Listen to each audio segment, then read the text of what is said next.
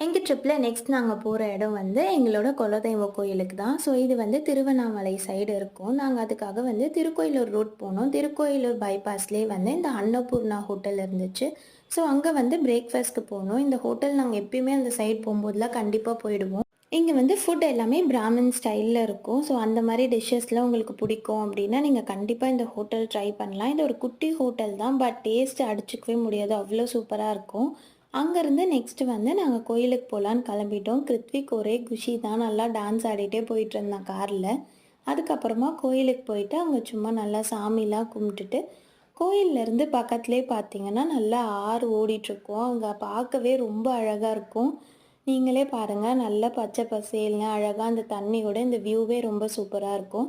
அங்கேருந்து நாங்க வந்து பக்கத்தில அந்த நிலத்துக்கு போயிருந்தோம். அங்க வந்து என்னலாம் பண்ணோம் அப்படின்றத நான் வந்து உங்களுக்கு நெக்ஸ்ட் வீடியோல சொல்றேன்.